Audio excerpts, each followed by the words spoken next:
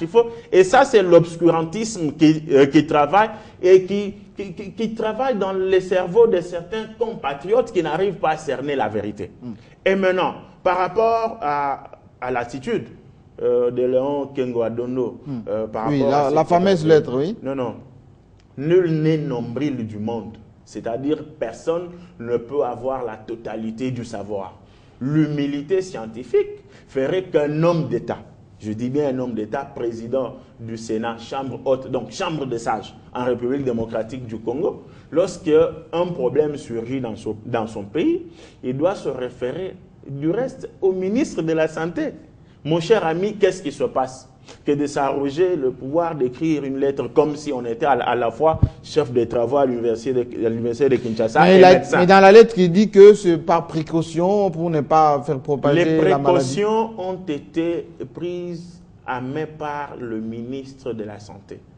Par rapport à quoi? Par rapport à la sensibilisation. Je suppose, malheureusement, on me dira que ce n'est qu'une supposition, qu'aurait fait Léon Kengo Adondo s'il était lui-même ministre de la Santé. Il serait allé à Djera? Je ne crois pas. Donc c'est pour dire que dans ce pays, il y a hommes d'État et hommes d'État. Au lieu de se limiter à ce qu'on a appelé dans certains dossiers, j'avais démontré combien il est boulanger, mais aujourd'hui, il ajoute le fait qu'il est panicard. Et c'est trop grave quand un homme d'État arrive à être un panicard. Je suis en train de me demander, il a tout simplement paniqué ou il l'a fait à dessein pour démontrer que ceux qui gèrent ne gèrent pas bien. Non, je suis convaincu que être homme d'État, être président du Sénat, chambre des sages, c'est aussi se sacrifier là où le commun des mortels ne peut pas se sacrifier. Je donne ma main à couper, Kengo aurait été ministre de la Santé, il ne descendrait pas à Djera. Pourquoi? Mais en étant à Kinshasa, il a paniqué. C'est en allant à Djera, au fin fond de l'Équateur, là, qu'il aurait eu le courage. C'est regrettable que ce soit un comportement affiché par un homme d'État. Cela étant dit, il faut quand même reconnaître l'effort qui est fait d'abord par rapport à l'argent. Si cet argent qui a fait que d'une manière ou d'une autre on maîtrise le fléau à Djera. Mais parce que l'argent qui est sorti jusque-là, il ne vient pas de la communauté internationale. Hein. C'est ça que je suis en train de dire. Si il y a eu des réunions quand même avec l'OMS, le ministre a vu un peu tous les partenaires, etc. Aucun décaissement jusque-là. Jean-Marie Kassamba, si cet argent était venu de l'OMS, du Fonds monétaire on aurait pris des de la photos. Banque mondiale. Oui. Non, des photos, caméras. Mais ça aurait été de tralala dans toutes les chaînes. On aurait même dit, si la maladie est maîtrisée, c'est parce que. Mais là, je constate que, tel que nous l'avions dit... Et ça ne sera pas géré par notre gouvernement. Oui. Tel que nous l'avions dit il y a 2 semaines ici, les compétences, nous les avons. L'argent aussi, nous l'avions dit. Maintenant, ceux qui pensent qu'ils peuvent nous accompagner, ils sont toujours les bienvenus. Mais cela ne leur permet pas de mettre en cause les compétences RD congolaises et les capacités de la République démocratique du Congo de faire face, étant donné, Jérôme vient de le dire, par rapport à celui que nous avait reproché, nous ne pouvons pas donner une aide à quelqu'un et gérer cette aide à sa place. Il y a eu des problèmes dans ce pays, non? L'argent que tel organisme donne est mal géré. C'est pour ça qu'ils ont créé le BCECO. Nous avons eu à démontrer qu'on ne peut pas intenter un procès au gouvernement de la République sur la mégestion, du moment que ce n'est pas le gouvernement qui gère cet argent. J'ai besoin d'un sac de farine de maïs chez moi pour manger pendant 1 ou 2 semaines. Vous me le donnez?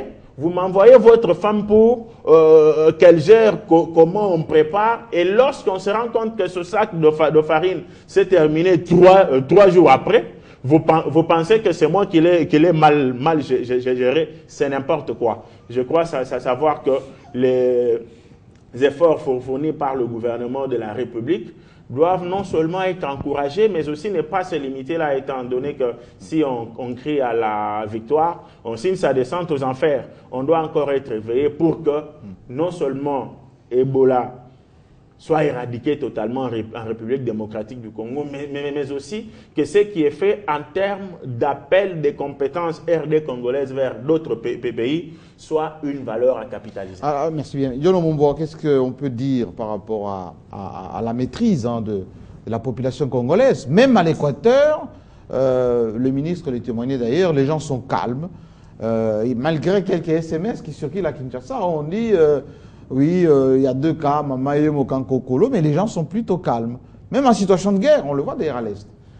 Qu'est-ce qui explique ces côtés un peu, je dirais, matures de la population congolaise? Vous savez, en ce qui concerne la question d'Ebola, je ne voudrais pas répéter ce que mes confrères ont dit.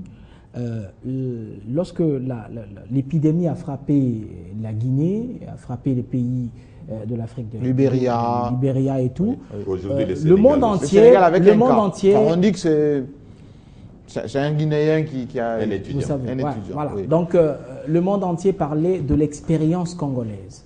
Ça veut dire qu'aujourd'hui, comme on le sait, il y a des médecins congolais qui ont été invités à aller apporter l'expérience de la RDC, comment la République démocratique du Congo a pu maîtriser justement cette épidémie. Et d'ailleurs, je pense que c'est l'une des raisons qui ferait que le Congolais ne puisse pas paniquer, parce que ce n'est pas la première fois que cette situation arrive, et quand cette situation est arrivée 2, 3, 4, 5 fois, tous les Congolais ne sont pas morts.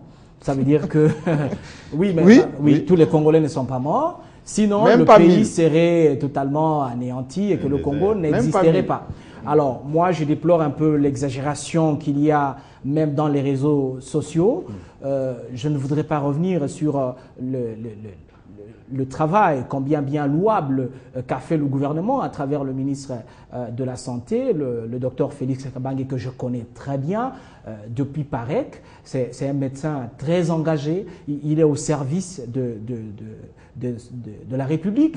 Et vous savez, d'ailleurs, le docteur Kabange, c'est quelqu'un qui a œuvré aussi dans les médias, donc il connaît le droit du public à l'information et il sait le sens même, si on peut dire un mot sur la Kabange, sensibilisation. à chaque fois quand il y a des situations un peu plus que sensibles. Oui. C'est un journaliste d'abord. Ah oui. Il connaît l'importance de l'information pour la population, il maîtrise bien le sens de la sensibilisation. Je sais quand cette situation est arrivée, j'ai eu même un échange avec lui par SMS et il m'a dit qu'il sentait même que son agenda allait être trop surchargé.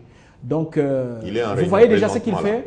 Vous voyez déjà ce qu'il fait, il descend en Mbandaka, il descend à l'Équateur. C'est une politique de proximité et ça rassure la population. Il ne faut pas qu'on ait des attitudes comme les amis ont dit, comme Kengwa Dondo, qui au lieu de descendre, parce que c'est un leader d'opinion, au niveau de la sensibilisation, on a besoin des leaders qui descendent pour rassurer les gens. Il faut descendre sur le terrain, mener une politique de proximité, comme le docteur Kabange l'a fait, le ministre de la Santé. Ça rassure les gens et on ne peut pas paniquer, même par rapport à ce qu'on dit à Kinshasa. Moi, j'ai lu dans les réseaux sociaux, on dit à Mamayemo, Kankokolo, il y a tout ça, sans preuve. Nous, on s'en tient. À Kingasani, donc, il faut se tenir à la déclaration officielle. Je crois que le ministre a été très sincère. Il a vraiment mené une communication avec une approche qui innove, et ça c'est très important, il n'a rien caché. Jérôme Sekana l'a dit, étape par étape, la population était fidèlement informée. Le problème c'est qu'on ne doit pas paniquer, on doit seulement prendre des précautions pour montrer que le Congo reste toujours déjà le modèle en ce qui concerne la maîtrise. Maintenant je vais terminer, peut-être un deuxième aspect, le Libéria l'a dénoncé, Jérôme Sekana l'a dit, l'isolement. Nous aussi, nous sommes aussi victimes de ça. On devait faire ne fût-ce que l'étranger. Oui, il devait voyager, il n'a pas voyagé. Il n'y a pas de visa. Oui. Je pense que c'est vraiment injuste. Parce que lorsqu'il s'agit de la question du sida, comme c'est le monde entier qui est concerné par le sida. On avait dit que c'était une création africaine, oui. Alors on vous dit non, il faut éviter la stigmatisation. Les Nations Unies sont très mobilisées, tout ça. Bon, Ebola, comme ça concerne seulement l'Afrique, maintenant les ambassades interdisent aux Congolais ou aux Africains de sortir. Il n'y a pas que la Chine, il y a par exemple la Zambie, il y a même les voisins, la Tanzanie, tout ça. J'ai appris, il y a une dame qui est avec moi, et quelque part on devait faire des photos de visa et tout ça, et elle dit non mais je ne sais pas si moi j'aurai un visa parce que bon, même certains pays africains ont fermé. Pourquoi on doit paniquer? Pourquoi cette sorte de stigmatisation, cette sorte d'injustice? Non mais on ne peut pas, c'est impossible. Est-ce que c'est diplomatique ou bien il y a de la... Est-ce que les mécanismes diplomatiques permettent ou obligent à ce que lorsqu'il y a une situation comme ça, il faut fermer les ambassades. Ça montre déjà que même ceux qui sont des modèles sur le plan des progrès au niveau de la santé ne le sont pas parce qu'ils paniquent. Ça, c'est un aspect. Deuxième aspect, j'aurais appris que les États-Unis, comme d'habitude, même si ce ne sont pas eux, mais ils sont toujours en avant-plan lorsqu'il s'agit des questions qui sont très positives, auraient trouvé déjà un palliatif, c'est pas moi, un vaccin, quelque chose comme ça. Mais à petite dose, hein, j'ai même appris qu'il y a... Ils ont enlevé, ils ont amené l'une des victimes. C'est un médecin. Tout ça. Ça, c'est bien. Mais qu'est-ce que je vois? Il n'y a pas de mobilisation pour l'Afrique. On ne sent pas cette mobilisation. Si c'était un problème de guerre, si c'était un problème où les États-Unis trouveraient leurs intérêts, comme la Syrie, ils allaient envoyer des armes, on aurait suivi des déclarations, le département d'État américain a dit ceci, tout ça. Mais qu'est-ce qu'ils font pour préserver la santé des Africains? Parce qu'aujourd'hui, l'Afrique est considérée comme un continent d'avenir. C'est ça, en fait, le problème. C'est pourquoi les Congolais doivent comprendre, même lorsqu'il s'agit de la politique, que quelqu'un ne peut pas vous protéger à partir des États-Unis, plus que Joseph Kabila qui vit avec vous ici. Donc ne pensez pas que lorsque Barack Obama ou bien quelqu'un d'autre, Hollande, déclare quelque chose à partir de Paris ou des États-Unis, il est censé protéger quelqu'un qui est chez moi, par exemple à Wembonia, Mao Alomela là-bas, plus que Joseph Kabila qui est ici, qui est votre frère congolais et qui est votre président et qui vit ici à Kinshasa. Vous pensez qu'il peut vous protéger mieux que ça? C'est ça le problème. Donc on doit ouvrir les yeux. Je voudrais éclairer un peu les confrères que le gouvernement américain, le département de la santé a dépêché déjà une équipe d'experts au Libéria avec ce produit-là. Donc le gouvernement, l'administration Obama a autorisé qu'on puisse faire ça. Moi, je voulais plutôt soutenir ce que disait Harold de Balibanga. Vous savez, nous avons besoin de la communauté internationale. Elle nous a beaucoup aidés, surtout la crise, les guerres à répétition que nous connaissons à l'Est. Franchement, nous applaudissons de deux mains. Mais nous devons être prudents. Il y a des ONG qui bouffent l'argent au nom du peuple congolais. Qui bouffent?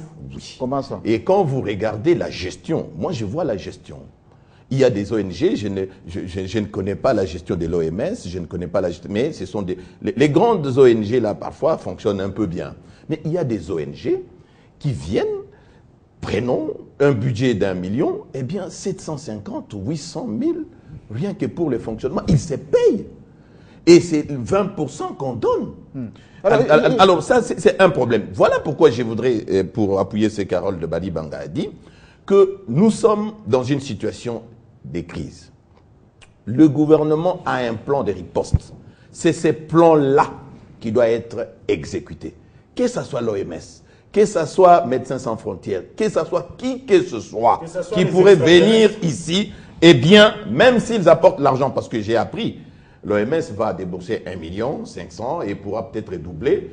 Bien sûr, ils vont gérer leur argent, ce n'est que normal. Comme d'habitude. Mais nous sommes un pays souverain et lorsque cet argent arrive, les experts arrivent, ils doivent se plier au plan des ripostes de la République démocratique du Congo. Pas venir dire que non, nous allons faire ceci, aller en contradiction avec le plan des ripostes du gouvernement congolais. Ça, c'est très fondamental. Voilà, très vite. Très vite, je voudrais juste appuyer ce que Jérôme a dit. Obama a dit en disant que je suis journaliste comme lui, je sais qu'on a dépêché une équipe, mais j'ai déploré le fait qu'on n'a pas à observer la même mobilisation. L'engouement. Le même engouement. Les États-Unis n'ont pas affiché la même mobilisation, le même engouement comme c'était. Et surtout la que question, ça arrivait pendant le sommet US-Afrique. Les deux médecins qui étaient partis étaient considérés comme des cobayes. Voilà, donc oui. Voilà, les deux médecins qui étaient exfiltrés du Libéria, ils sont même sortis, il y a eu même une fête. Voilà. Ils sont venus et ils sont rentrés dans leur famille. Ils étaient extraits du Libéria